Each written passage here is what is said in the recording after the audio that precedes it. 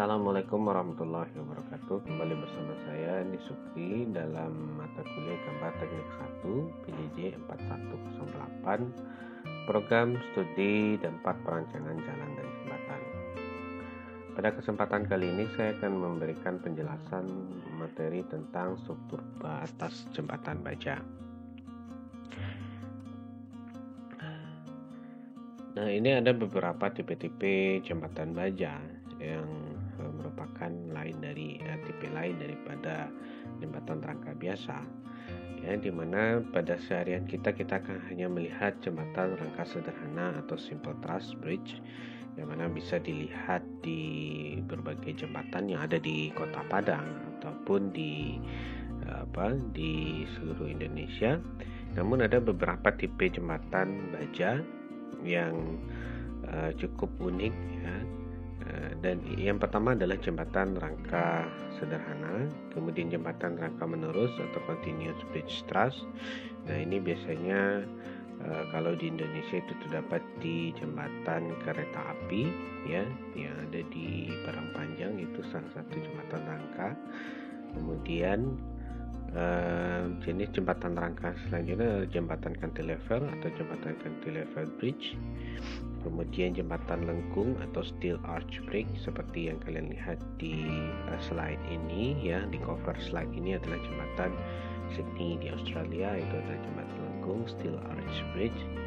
Kemudian jenis jembatan baja yang lainnya adalah jembatan gantung atau suspension bridge. Nah, ini adalah sering digunakan seperti yang terlihat di sebelah kanan kalian, yaitu Golden Gate Bridge. Itu adalah jembatan gantung atau suspension bridge. Jadi material utamanya itu adalah baja. Nah, dari kita akan fokus ke jembatan rangka baja, di mana kita harus mengerti terlebih dahulu apa itu jembatan rangka. Ya, jembatan rangka adalah struktur konstruksi jembatan yang tersusun dari rangka-rangka yang diletakkan pada suatu bidang dan dihubungkan dengan sendi pada setiap hubungnya. Jadi karena material baja ini adalah materialnya sangat ramping, ya, sangat ramping, dimana tidak berbeda halnya dengan material beton, di mana dia memiliki dimensi yang cukup besar, sehingga dengan kerampingan daripada baja ini itu butuh suatu rangkaian daripada sebuah material, di mana sifat daripada baja ini dia itu kuat terhadap tarik namun lemah terhadap tekan. Jadi kekuatan tariknya ini dicoba dimodifikasi sehingga dia mampu menjadi struktur yang mampu dan kuat untuk menahan beban yang cukup besar. Nah, pada dasarnya jembatan rangka adalah gabungan elemen berbentuk segitiga, ya. Kenapa bentuk segitiga? Yaitu adalah bentuk yang terstabil untuk menahan segala gaya dari berbagai arah yang tersusun dan tidak terjadi pergerakan di titik pada struktur di luar pengaruh deformasi elemen. Jadi tidak terjadi pengaruh deformasi elemen. Struktur rangka lebih dominan menerima gaya aksial, tarik atau tekan saja, sedangkan lentur sangat kecil terjadi. Jadi tidak ada yang namanya lentur di jembatan rangka, ya. Jadi lentur ini tidak ada namanya momen, ya. Biasanya kalau di balok dua tumpuan diberi beban itu biasanya menghasilkan momen, tapi di sini lentur atau momen yang terjadi itu sangat minimal sekali. Untuk itu maka beban pada struktur rangka harus melalui titik hubungnya, jadi bebannya harus terpusat pada join agar berpengaruh terhadap lentur bisa diabaikan.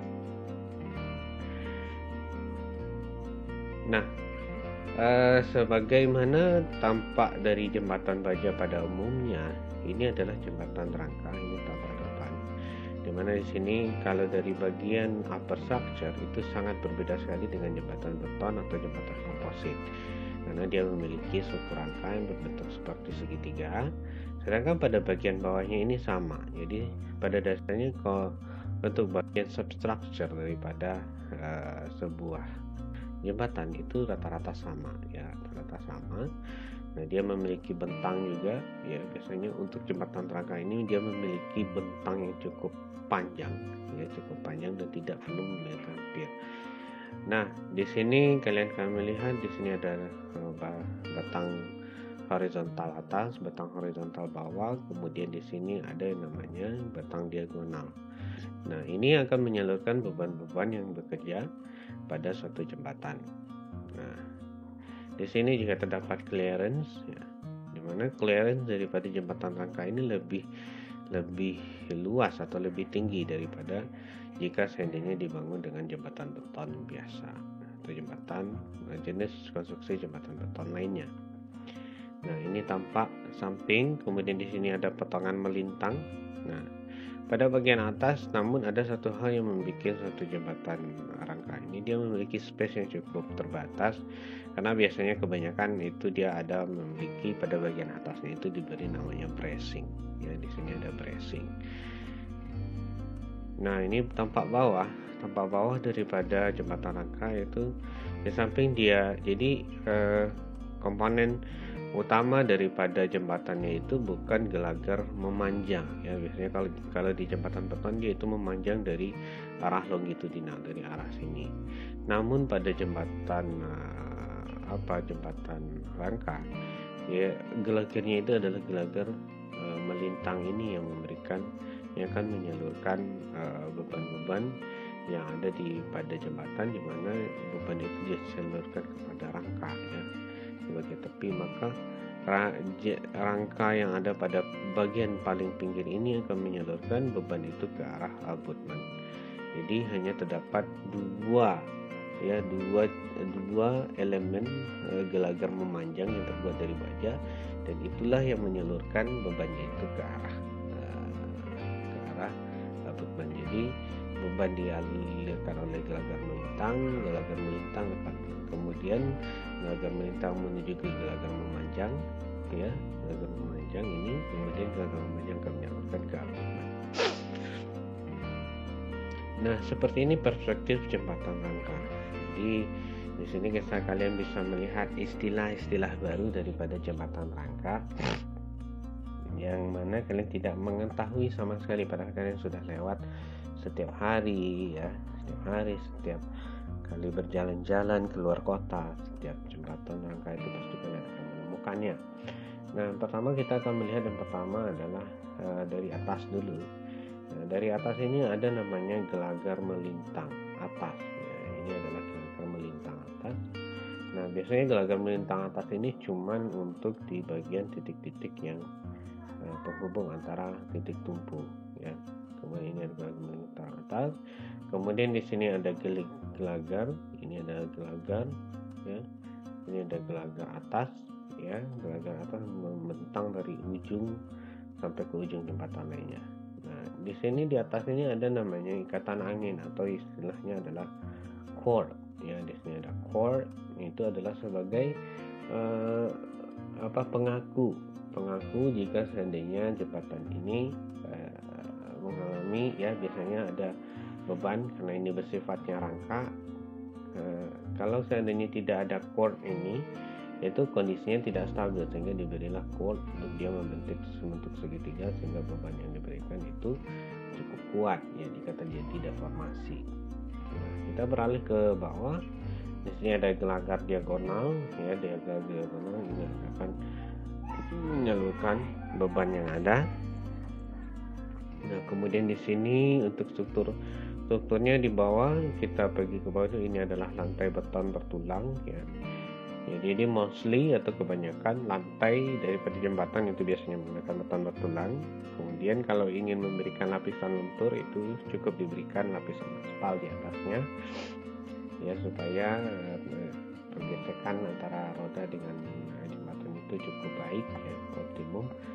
Nah, kemudian di bawah ini setelah gelagar diagonal, kemudian di sini ada gelagar memanjang, ya. Ini adalah gelagar memanjang. Nah, ini adalah gelagar bawah yang memanjang dari ujung ke ujung sampai dengan gelagar atas. Nah, kemudian di sini ada gelagar melintang. Ini adalah yang akan menopang daripada plat lantai jembatan.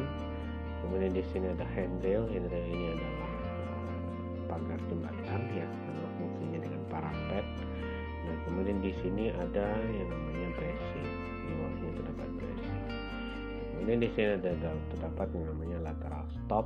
Jadi di sini akan ada pengunci ya, pengunci. Nanti akan kita akan lihat lebih detail. Untuk beberapa detail-detail yang ada di sini ya, ada detail A, detail B, detail C, dan detail D. Untuk bagian-bagian daripada jembatan rangka. Oke, kita masuk ke detail A.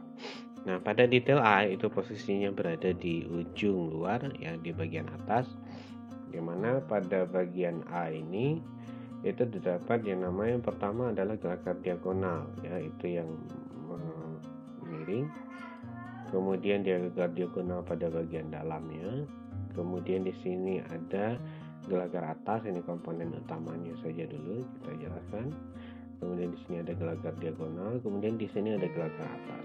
Nah, semuanya ini dihubungkan oleh plat buhul atau disebut dengan sayap gelagar diagonal ya. Ini namanya, kalau kita sering menyebutnya dengan plat buhul, tapi ini bisa disebut dengan sayap gelagar diagonal. Ini akan mengapit semua, mengunci semua. Dan kemudian di sini ada namanya packer. Packer ini adalah menutup bagian daripada gelagar. Kemudian di sini ada sayap gelagar diagonal. Nah, ini untuk menahan gelagar diagonal supaya dia lebih kokoh. Ya. Nah, kemudian untuk detail sambungan B itu berada di bagian dalam sebelah atas, ya, bagian dalam sebelah atas. Nah, di sini sama. Ini ada tang diagonal, ada 2 buah di bawahnya. Kemudian di sini ada bracing. Ini sebenarnya ada bracing. Ini adalah cord atau ikatan angin. Kemudian ini ada gelagar atas, ya, ini gelagar atas. Kemudian di sini ada plat buhul. Nah, ini sayap untuk menghubungkan antara semuanya. Nah, kemudian di bagian sambungan C, nah, di bagian bawah dalam, ya. Nah, di sini terdapat beberapa detail C, yaitu di sini ada beberapa komponen utama, itu gelagar diagonal ya, kemudian ada gelagar bawah, posisinya itu ada berada pada bagian bawah ya, ujung di luar bawah. Kemudian di sini ada gelagar bawah ya, kemudian plat buhul atau guset ya, top end guset, outer. Ini adalah fungsinya adalah menghubungkan antara berbagai gelagar ya, mengapit gelagar. Nah, baik itu gelagar melintang, kemudian gelagar bawah, gelagar diagonal. Kemudian di sini ada yang namanya packer, tetap ini sebenarnya packer atau semi buffer bracket. Ini adalah peredam gempa, elastomertic bearing seperti karet. Kemudian di bawah ini juga ada peletakan berupa elastomeric bearing ya, sebagai peredam getaran.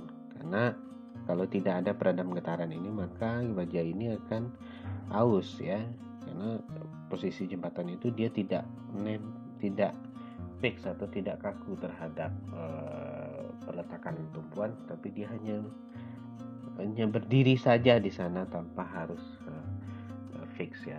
Jadi dia tidak ada ikatan yang begitu kaku ya, tapi cuma bersifat sendi atau fleksibel di tumpuan.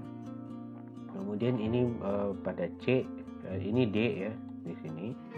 Kemudian D di sini sama, pada bagian tengah itu terdapat gelagar, komponen utamanya ada gelagar bawah, kemudian ada gelagar diagonal, kemudian di sini ada gelagar melintang ya, kemudian di sini dihubungkan oleh plat buhul ya, atau guset ya. Setelah itu di sini diberi penghubung sayap gelagar diagonal supaya diagonal semakin kaku. Nah, seperti inilah detail daripada sambungan D. Nah, kemudian kemudian dari beberapa detail-detail ini bisa kita lihat secara perspektif di sini, yaitu bahwasanya detail ini ada terdiri dari ada banyak ya. Untuk di bagian diagonal ini terdapat 7 7 detail ya, sedangkan untuk beberapa bagian yang lainnya itu adalah untuk menjelaskan tentang bracing. Nah, detail sambungan yang pertama ini adalah tumpuan ya, yang seperti yang kita jelaskan pada detail C tadi. Ini adalah bentuk ukuran dan segala macam jumlah baut. Nah, nanti ketika kalian belajar struktur jembatan rangka, ini akan kalian lakukan perhitungan berapa jumlah baut yang akan digunakan untuk sambungan ini ya. Nah, kemudian ini adalah detail sambungan 2, ini bagian dalam ya. Bagian dalam dan bagian bawah ya, sambungan pada gelagar bawah bagian dalam. Nah, seperti ini bentuknya. Ini tampak potongannya ya, potongan BB jika ini dipotong. Nah, maka inilah bentuknya ya, seperti ini bentuknya, dan ini adalah tampak ya. Yang gambar ini adalah jika kalian melihat dari sebelah sini ya. Nah, seperti itu. Nah, ini potongan CC sama ya, sama sepertinya kelihatannya sama, tapi di sini akan kelihatan jumlah baut dan lebar platnya itu berbeda sekali ya. Kalian akan lihat di sini panjangnya 111, kalau di 114, kemudian jumlah konfigurasi daripada baut juga akan berbeda ya, antara BB dan CC. Nah, kita kembali lihat ke D. Ini ujung luar di atas. Di sini adalah gelagar atas. Ini batang diagonal. Kemudian ini adalah jika dipotong maka dia akan berbentuk seperti ini. Ya, lihat di atasnya bagaimana sambungan plat dan diapit oleh guset atau plat buholnya. Kemudian di sini ada nama, ini tampaknya kalau dilihat dari sini ya. Nah, kalau dilihat dari bawah juga seperti ini. Nah, ini detail 5, ini bagian atas ya, potongan E. Nah, ini adalah ini gelagar atas ya, ini gelagar atas. Kemudian ini batang diagonal. Nah, ini seperti ini bentuknya.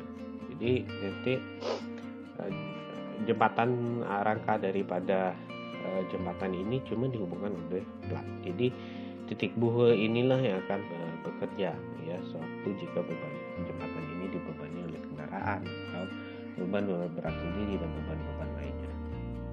Nah, begitu juga dengan bentuknya sama dengan potongan FS, tapi di sini ada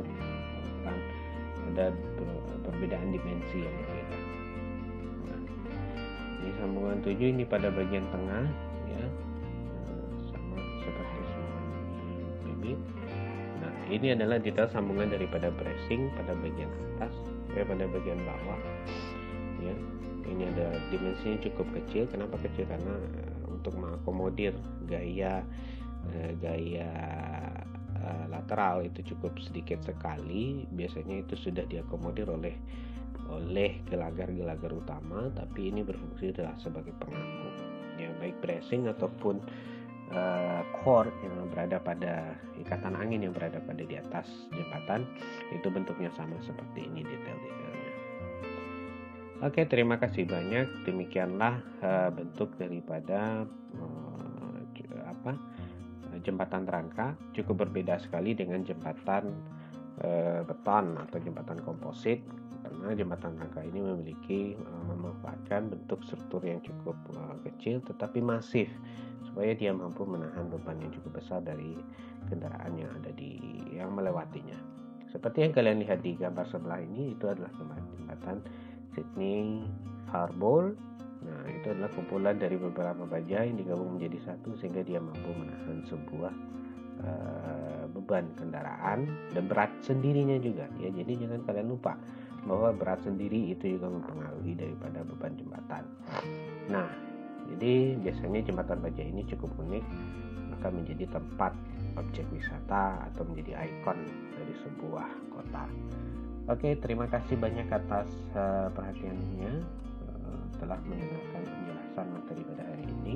Jika ada pertanyaan silakan hubungi WhatsApp group, dan jangan lupa like, share, comment, and subscribe. Terima kasih banyak. Wassalamualaikum warahmatullahi wabarakatuh.